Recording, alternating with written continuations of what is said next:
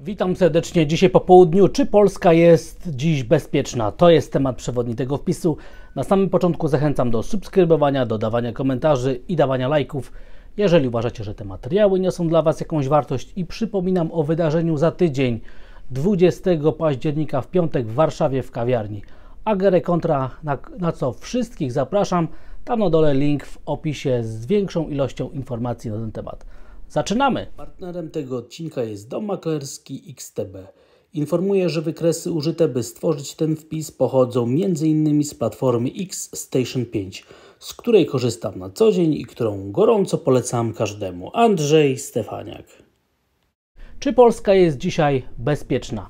Jako że za nami bardzo ciekawe wydarzenia, za nami dyskontowanie ciekawych informacji, plus za nami generalny wzrost popytu na ryzyko w skali globalnej, warto się zastanowić, co się teraz dzieje, jaka jest sytuacja Polski, czy Polska jest dzisiaj bezpieczna i jakie są perspektywy oczywiście. Zaczniemy od ciekawego wątku pokazującego stopy procentowe, perspektywy co do stóp procentowych, ale nie w Polsce, tylko u naszego sąsiada w Czechach. Dzisiaj powstał bardzo interesujący raport, który przewiduje, że w listopadzie w Czechach będzie pierwsza obniżka stóp procentowych. Jak widzimy tutaj inwestorzy, którzy własnymi pieniędzmi obstawiają te scenariusze, ewidentnie już grają na to, że taka obniżka stóp procentowych w przyszłym miesiącu u naszego południowego sąsiada będzie miała miejsce. Polskie obligacje są bardzo stabilne. Przypominam, jak ważne teraz wydarzenie miało miejsce, czyli odbicie od średniej 200-sesyjnej. Wrócę do tego za chwilę, jak będziemy analizować zachowanie indeksu WIG20. Dlatego też popyt na ryzyko, który teraz atakuje, jest obserwowany nie tylko na polskich obligacjach, ale przede wszystkim na rynku krajowej waluty. Złoty się umacnia i wydarzenia ostatnich dni i tygodni pokazują, że negujemy już praktycznie cały impuls osłabienia krajowej waluty, który pojawił się w poprzednim miesiącu, jako że siły rynkowe pchają do tego, żeby umocnić krajową walutę i wynikają z globalnych przepływów finansowych. Oznacza to, że Polska jest traktowana jako bezpieczne miejsce do inwestowania i że warto tutaj wrócić. Równoległe umacnianie krajowej waluty, presja na rzecz polskich obligacji oraz wzrosty cen akcji na warszawskiej giełdzie sygnalizuje napływ inwestorów zagranicznych i wiarę w to, że Polska jest bezpieczna i że warto tutaj spróbować szczęścia i zarobić na polskich aktywach. Jeszcze raz przypomnę, polska waluta się umacnia. Jako że euro-dolar jest generalnie dość na tych samych poziomach, to jednak presja na rzecz umocnienia złotego jest dość dobrze widoczna i jest ona także uwzględniona, odzwierciedlona w zachowaniu takiego zbiorczego wskaźnika pokazującego, jak waluty rynków emerging markets, rynków rozwijających się zachowują i wygląda na to, że w ostatnich dniach mieliśmy największą presję na rzecz tych walut od bardzo, bardzo wielu tygodni. No i to jest właśnie sygnał, że inwestorzy zagraniczni polubili rynek ryzyka. No i teraz przechodząc do giełdy papierów wartościowych. Obserwujemy w średnim terminie, czyli w perspektywie ostatnich dni, że bronią się ostatnie opory, obroniły się także wsparcia w rejonie 1860-1930. Jeżeli w perspektywie następnych dni udałoby się przejść przez poziom 2000 punktów, otworzy się szansa na to, żeby rozpocząć następną fazę tendencji wzrostowej, nawrót hossy i żeby zakończyć rok na rocznych maksimach i te potwierdzenie hossy na giełdzie papierów wartościowych sygnalizowałoby to, że giełda dyskontuje optymistyczny scenariusz rozwoju sytuacji w polskiej gospodarce, że polska gospodarka wychodzi z dołka z osłabienia gospodarczego, a szersza perspektywa pokazuje, że te wsparcia rzeczywiście w rejonie 1860-1930 miały bardzo duże znaczenie, ponieważ tam też przebiega ta znacząca, bardzo istotna średnia 200-sesyjna, analogicznie do tej średniej 200-sesyjnej na polskich obligacjach. No i teraz, czy Polska jest dzisiaj bezpieczna? Zobaczmy najważniejsze parametry, które są przez inwestorów zagranicznych badane, żeby ocenić, czy Polska jest bezpieczna. Przede wszystkim dług publiczny w stosunku do PKB, ponieważ ten parametr jest najważniejszy. Nie wartości nominalne długu publicznego są ważne, tylko stosunek długu do PKB i w tym Na tym wykresie widzimy, jak bardzo na przestrzeni ostatnich lat Polska się oddłużyła i nawet po zastosowaniu tych wszystkich tarcz antykryzysowej sprzed 3 lat oddłużenie Polski postępuje w okamgnieniu i znowu mamy taki bufor. Gdyby doszło do kolejnego kryzysu, Polska znowu mogłaby wykorzystać dług jako takie narzędzie, jako tarczę zabezpieczającą polską gospodarkę. Ten poziom zadłużenia jest niższy niż w 2015 roku i to jest sygnał, że w bardzo dobry sposób są zarządzane polskie finanse publiczne. Gdy dodamy do tego bardzo silny wzrost rezerw walutowych Narodowego Banku Polskiego i złota, jak pamiętamy, Narodowy Bank Polski od kilku lat skupuje złoto i powiększył jego rezerwy o ponad 200%. Już mamy ponad 300 ton złota w rezerwach, wcześniej to było 100 ton. Dlatego też to, że te rezerwy tak silnie rosną w ujęciu procentowym, jak i także nominalnym, plus, że polski eksport ma w znaczącym stopniu lepsze pokrycie w rezerwach niż miało to miejsce w poprzednich latach.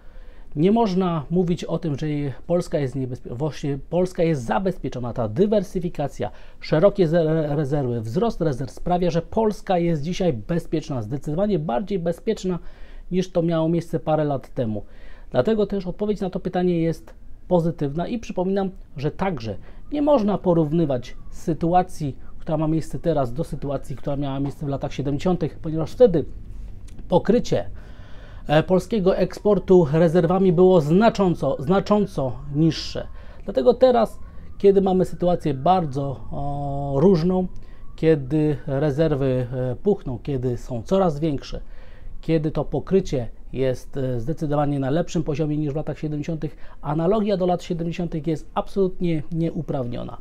No i też międzynarodowi inwestorzy mają takie narzędzie, które pokazuje, jak rynek postrzega bezpieczeństwo danego kraju, danego instrumentu finansowego i są to ubezpieczenia rynkowe zwane CDS-ami na polską niewypłacalność, na to, co się będzie działo z polskimi obligacjami. Jak widzimy tutaj, koszty takiego zabezpieczenia są coraz niższe, a na przestrzeni ostatnich lat jesteśmy na bardzo niskich poziomach, co oznacza, że inwestorzy traktują Polskę jako bezpieczne miejsce do inwestowania, jako stabilną gospodarkę i jak zobaczymy punkty ekstremalne na przestrzeni ostatnich 8 lat i porównamy je do tego, gdzie były te punkty ekstremalne w latach 2007-2015, to można z całą dozą odpowiedzialności stwierdzić, że dzisiaj bezpieczeństwo Polski jest na 2-3-krotnie lepszym poziomie niż to miało miejsce te 10 lat temu. Dlatego też twierdzenie, że Polska jest bezpieczna, jest absolutnie uzasadnione i te wykresy to potwierdzają, pokazują jednoznacznie, że tak jest. Dlatego też moim zdaniem odpowiedź jest jak najbardziej twierdząca. Polska jest dzisiaj bezpieczna pod względem finansowym, bo pod takim kontekstem dzisiaj rozmawiamy. Wykresy, które dzisiaj pokazałem, warto sobie gdzieś ściągnąć, zapamiętać, używać w różnych dyskusjach. Przypominam, że te wszystkie wykresy są dostępne na mojej stronie acemarketu.com o 21:50, więc zachęcam do odwiedzenia tej strony i także zapoznania się z tymi wykresami, które wtedy są publikowane. I w tym miejscu zachęcam także do specjalnych materiałów dodatkowych podlinkowanych tam na dole w opisie i w komentarzu. W tej sytuacji, kiedy mamy bardzo dużą zmienność, teraz mamy presję na rzecz ryzyka. Jak myślą profesjonalni, zawodowi traderzy? Naprawdę ten materiał warto znać, żeby wiedzieć, co w takiej sytuacji robi ta grupa inwestorów. Przypominam, ten materiał jest podlinkowany tam na dole w opisie i w komentarzu. No i teraz przejdźmy do rynków zagranicznych. Jako że popyt na ryzyko atakuje, popyt na ryzyko teraz koncentruje się, jaka będzie perspektywa co do przyszłych stóp procentowych w Stanach Zjednoczonych. Czy mamy już szczyt cyklu podwyżek stóp procentowych. Dlatego też perspektywy dotyczące przyszłej inflacji są najistotniejsze. Dlatego moim zdaniem rynek teraz koncentruje się w szczególności na zachowaniu ropy naftowej, ponieważ ropa naftowa ma teraz największe przełożenie na perspektywy inflacyjne dla Stanów Zjednoczonych. W Europie jest to gaz ziemny, ale dla Stanów Zjednoczonych teraz będziemy rozpatrywać to zagadnienie ze względu na to, że tam wahania są najszybsze i cykl gospodarczy to właśnie w Stanach Zjednoczonych występuje i powstaje najszybciej.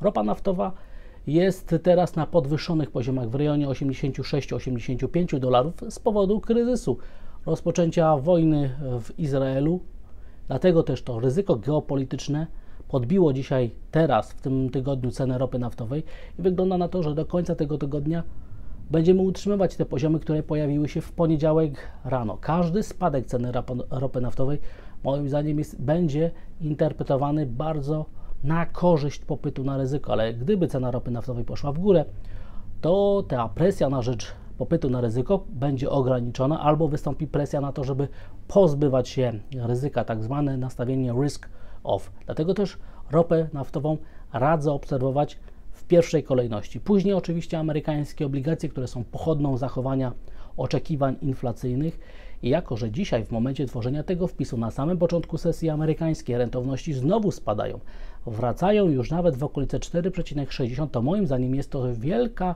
zachęta do tego, żeby dzisiaj rynek akcyjny w Stanach Zjednoczonych przeżył optymistyczną, czyli pozytywną, wzrostową sesję. Dlatego też, jeżeli rentowności będą dalej spadać, spodziewam się nawrotu hossy tendencji wzrostowej na giełdzie w Stanach Zjednoczonych. Rynek obserwuje także, jak w ostatnim czasie mamy bardzo dużą zmienność na obligacjach i ten wykres dla obligacji 30-letnich bardzo ładnie to pokazuje, a oczekiwania inflacyjne po tych wczorajszych danych o inflacji konsumenckiej, środowych o inflacji producenckiej sygnalizuje, że tylko w niewielkim stopniu wzrosły oczekiwania na następną podwyżkę stóp procentowych. To jest tylko 33% szansy, że będzie jakakolwiek podwyżka o 25 punktów bazowych, a dla przyszłego roku są już w cenach dyskontowane obniżki stóp procentowych. Jak widzimy, te dane, które poznaliśmy w tym tygodniu łącznie z poprzednimi z rynku pracy, moim zdaniem sprzyjają temu, żeby popyt na ryzyko cały czas zaatakował. Miał przewagę i doprowadził do tego, że indeksy giełdowe, bo to zwłaszcza o nie chodzi, były na coraz wyższych poziomach. Ale jeszcze zobaczmy rynek walutowy, ponieważ amerykański dolar także ma tutaj duże znaczenie i każdy powrót nad poziom 1,06 na euro-dolarze powinien być dyskontowany szczególnie optymistycznie na rynkach takich jak Polska, na rynkach emerging markets, by takie zachowanie sprzyjało temu, żeby polskie aktywa innych krajów rozwijających się były kupowane zdecydowanie mocniej, silniej niż aktywa rynków rozwiniętych. I moim zdaniem taka jest interpretacja tego, co się wydarzy na rynku walutowym. A jeżeli rozpatrujemy rynek jena japońskiego, to warto obserwować spread, czyli różnicę między rentownościami amerykańskich i japońskich obligacji 10-letnich. I ta zależność, która jest tutaj prezentowana na rynku, na tym wykresie, ładnie pokazuje, jaki ma duży wpływ na zachowanie jena japońskiego. I rzeczony już indeks Standard & Poor. W tym tygodniu obserwujemy już ewidentne odbicie od średniej 200-sesyjnej.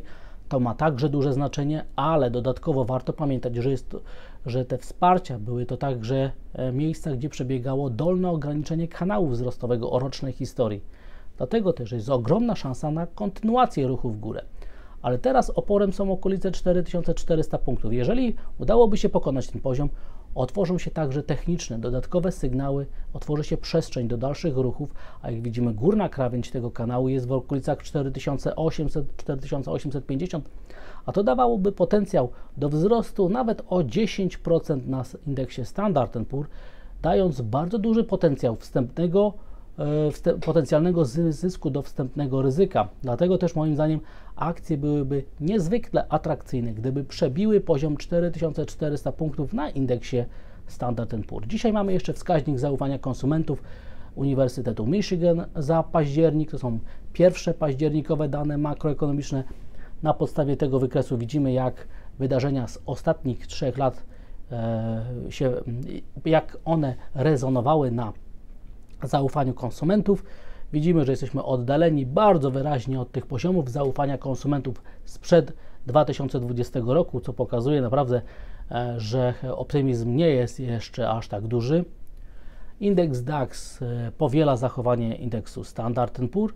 Natomiast, co jest bardzo interesujące, pojawia się następny raport na Bloombergu, który sygnalizuje nam, jak bardzo niedowartościowane są teraz banki. Sektor bankowy jest teraz na poziomach bardzo niskich wycen, z sugestią, że warto się co najmniej przyglądać temu sektorowi, czy czasem nie da on wkrótce bardzo atrakcyjnych okazji do inwestowania. Surowce to przede wszystkim poza ropą naftową złoto, W tym wypadku wygląda na to, że atak na górne ograniczenie tego kanału spadkowego jest tylko i wyłącznie kwestią czasu, ale słabość cały czas pokazuje rynek miedzi. I tutaj naprawdę bez przejścia poziomu $8100 nie ma co marzyć o wspieraniu rynku surowcowego, zwłaszcza rynku miedzi przy tych scenariuszy prowzrostowych. No ale moim zdaniem taka słabość wynika z tego, co się dzieje w Chinach. I jeżeli popyt na ryzyko pojawi się także na chińskich aktywach, to cena miedzi pójdzie w górę. Natomiast na chwilę obecną sygnały ostrzegawcze jednak ten rynek generuje. Już na samym końcu Bitcoin, który naprawdę żyje swoim własnym życiem. Tutaj nic nowego się nie dzieje, jesteśmy cały czas w osi horyzontu cenowego z ostatnich tygodni i po prostu cierpliwie czekamy na kolejny impuls. I w tym miejscu jeszcze raz zachęcam do tych wszystkich specjalnych materiałów podlinkowanych tam na dole w opisie i w komentarzu. Najciekawszy, najważniejszy to jest, jak myślą zawodowi, profesjonalni traderzy, profesjonalni zawodowi inwestorzy. Ten materiał trzeba znać. Przypominam, jest on podlinkowany tam na dole w opisie i w komentarzu. Dziękuję za słuchanie tego materiału. Zachęcam do subskrybowania, dodawania komentarzy, dawania lajków, jeżeli uważacie, że te materiały nie są dla Was jakąś wartość. I widzimy się i słyszymy w poniedziałek rano. Wszystkiego dobrego, pozdrawiam, trzymajcie się, cześć!